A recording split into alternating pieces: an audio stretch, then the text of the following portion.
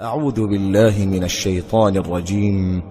بسم الله الرحمن الرحيم. قد افلح المؤمنون بے شک ایمان والے کامیاب ہو گئے، الذين هم في صلاتهم خاشعون جو نماز میں عجز و نیاز کرتے ہیں، والذين هم عن اللغو معرضون اور جو بیہودہ باتوں سے منہ موڑے رہتے ہیں، والذين هم للزكاة فاعلون اور جو زکوٰۃ ادا کرتے ہیں، والذين هم لفروجهم حافظون اور جو اپنی شرم گاہوں کی حفاظت کرتے ہیں، إلا على أزواجهم أو ما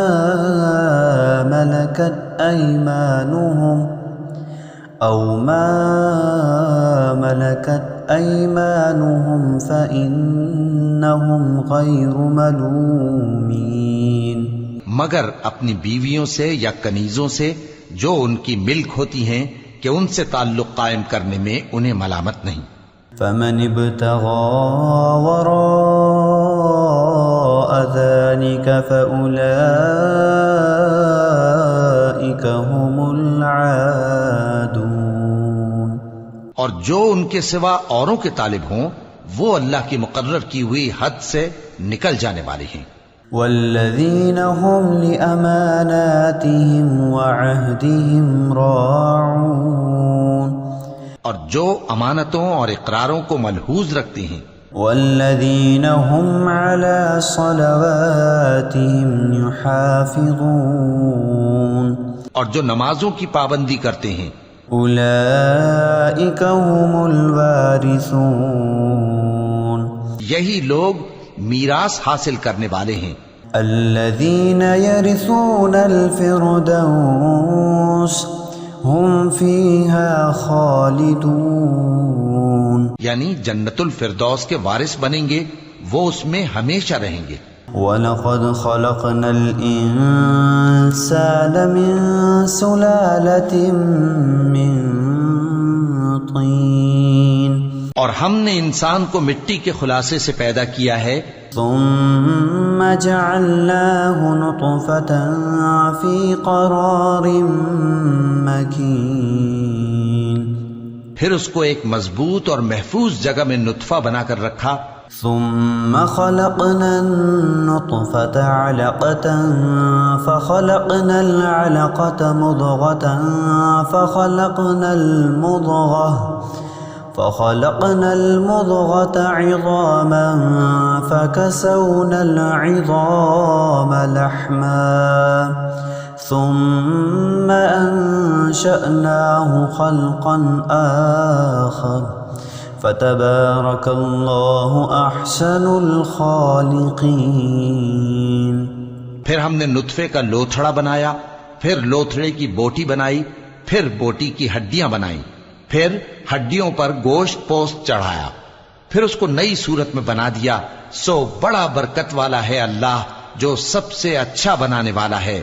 ثم انکم بعد ذلك لمیتون پھر اس کے بعد تم مر جاتے ہو، ثم انکم یوم القیامت تبعثون پھر قیامت کے روز اٹھا کھڑے کیے جاؤ گے۔ وَلَقَدْ خَلَقْنَا فَوْقَكُمْ سَبْعَ طَرَائِقَ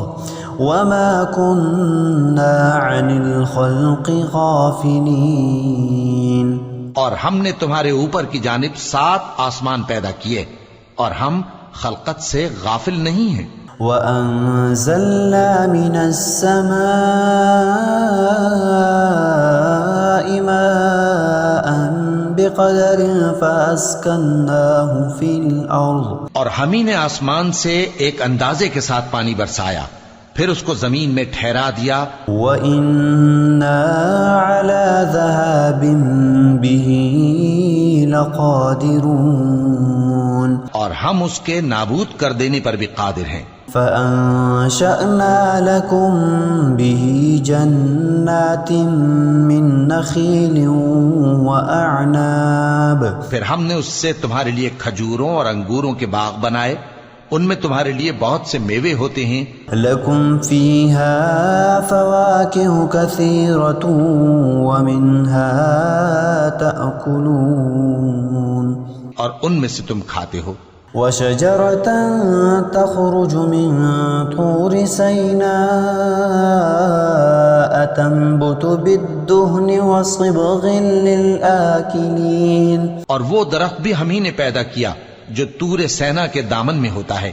یعنی زیتون کا درخت کہ کھانے کے لیے روغن اور سالن لیے ہوئے اگتا ہے۔ وَإِنَّ لَكُمْ فِي الْأَنْعَامِ لَعِبْرَةً، اور تمہارے لیے چوپایوں میں بھی عبرت ہے، نُسْقِيكُم مِّمَّا فِي بُطُونِهَا وَلَكُمْ فِيهَا مَنَافِعُ كَثِيرَةٌ